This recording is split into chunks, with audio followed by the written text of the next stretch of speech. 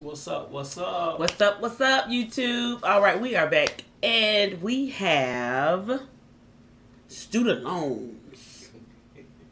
Well, I have student loans. He got a little bit.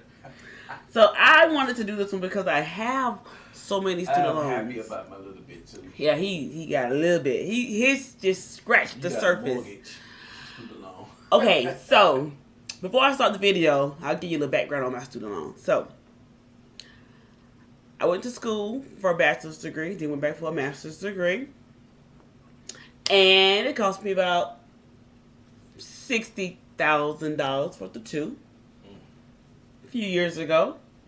The amount of interest that those loans have gathered over time has ballooned to, I'll share it with you at the end of the video, students call Biden student loan handout, slap in the face. I went to school. Okay.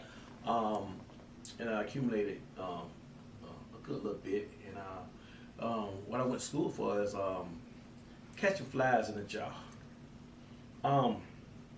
Greatest moment of my life, man. Oh, I remember it like it was yesterday.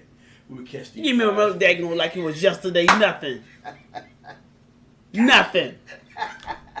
Let's get it. So my $60,000 student loans. So you gonna tell the amount at the end, right? I'll tell you at the end. Okay. Y'all gonna be surprised. Don't get mad at me because I ain't do it. Just some people. And thanks to our historic deficit reduction, we can afford to cancel $10,000 in student debt and $20,000 if you're on a Pell Grant for tens of millions of Americans making under $125. This is a game changer. Joe Biden kicking off his midterm push this week and giving himself a big pat on the back for his newly announced so-called student loan forgiveness plan. But it doesn't come without a cost, both in dollars and in human cost.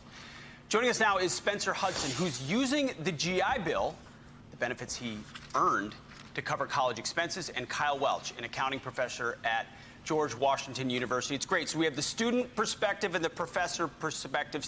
Let me start with you, though, Spencer. You know, you earned this benefit that you're using to go to college, yet many of your peers will take on mountains of debt, and now others are expected to pay for it. I just wanted to clarify, I'm using my father's GI Bill. It's not mine. Got it. Okay, yeah. Sorry about that. That's my fault. Still earned, still a benefit that your family accrued, point still taken. But when you look at that vis-a-vis debt and loan forgiveness, what's your take? Yeah, you know, it's not really fair. It doesn't help a lot of people.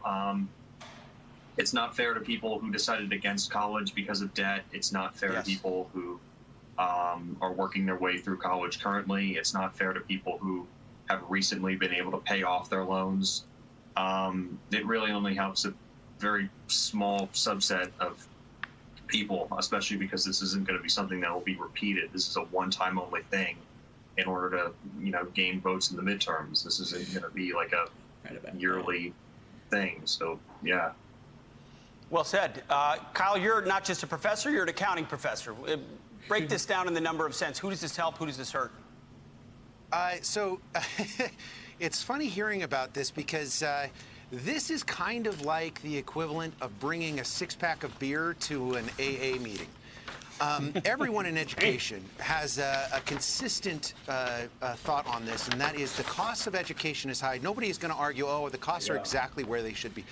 Rising costs in education are not helped by handing out checks like this. And it's interesting to hear, like, politicians speak about this, because if you talk to any economist, anybody that's familiar with the numbers, they're just being absolutely inauthentic when they say that this house doesn't have a negative impact on inflation. This is bad. This is bad, and it's not going to improve the real problem. The real problem is we have universities that keep on increasing costs and haven't changed anything, haven't evolved with the times. You know, you have more information on your phone than any university that's out there.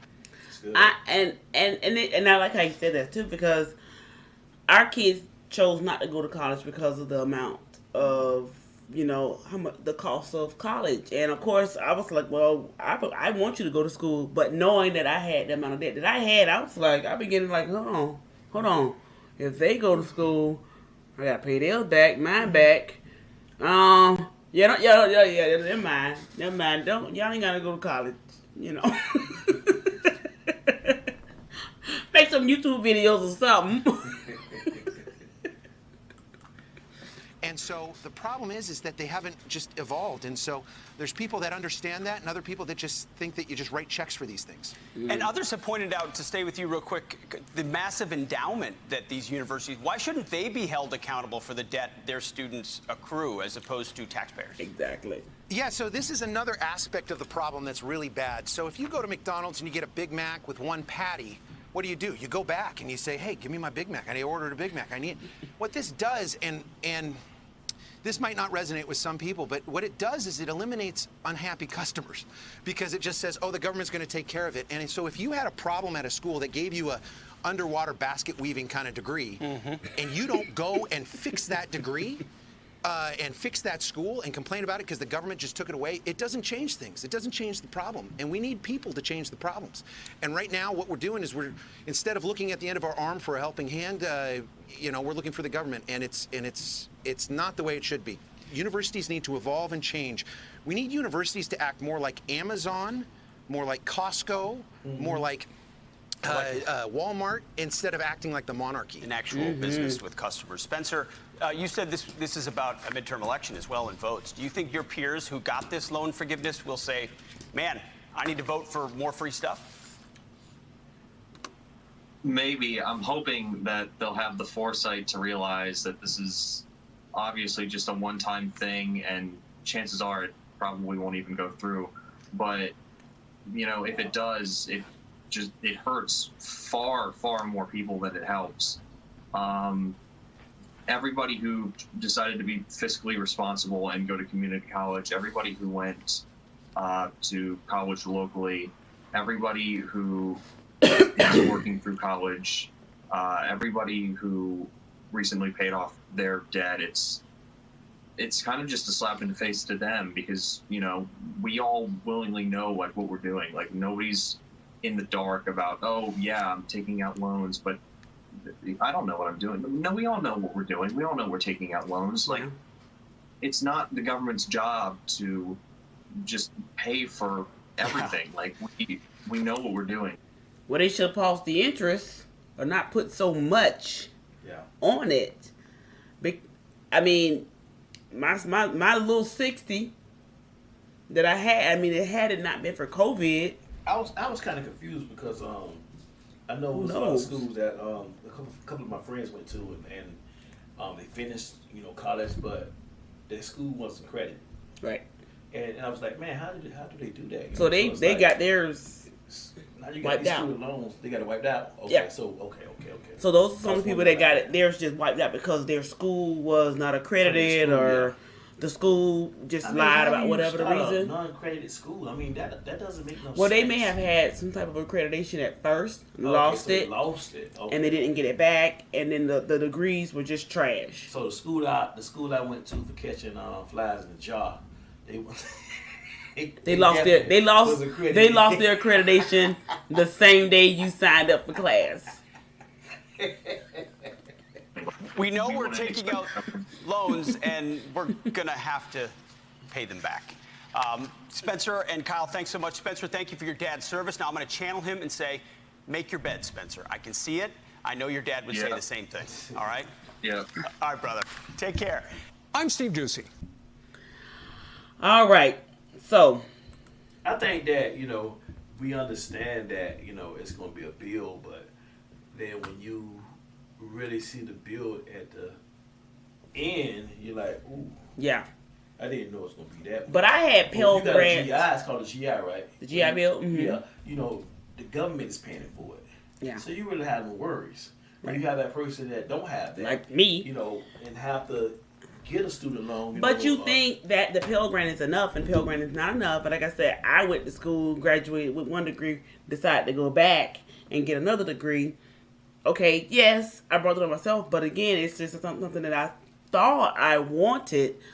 And then my $60,000 done ballooned with all this interest, and then COVID hit, and then the interest is paused.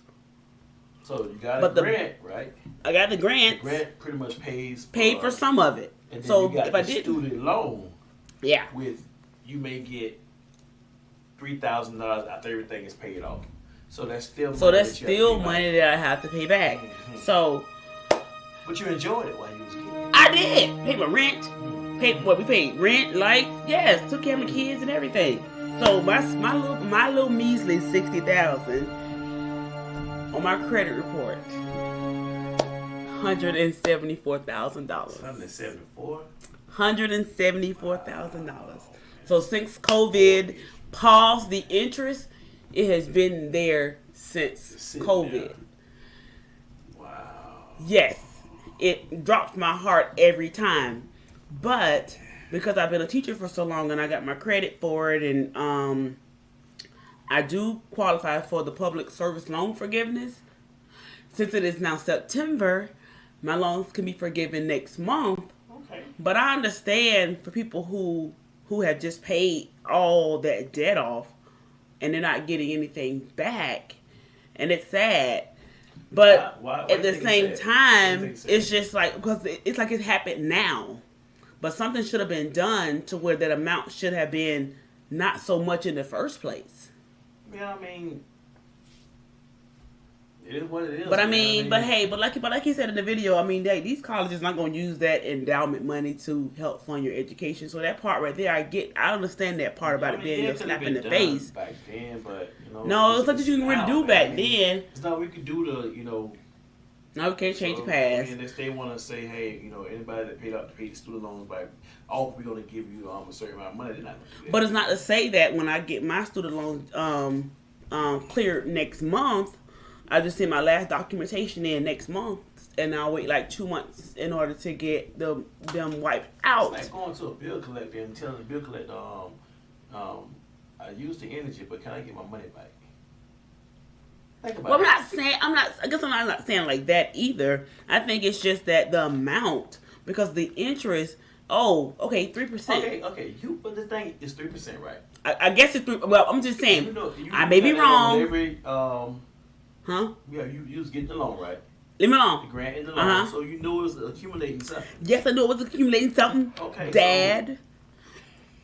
How are you gonna blame it on No, but I'm not blaming it on the college. What I'm saying is, I saw the interest and I'm like, oh my God, I can deal with that later on. But we don't make that much as a teacher.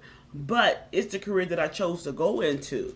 Mm-hmm. So yes, it's like, oh man, I see the positive and I see the negative of it. You think that if you paid $174,000 to go to school, that you should be making some money. No. Well, I always apply for income base, so I always apply for the income base repayment. So I ain't talking about a repayment. I'm talking about if you paid $174,000. I didn't pay $170.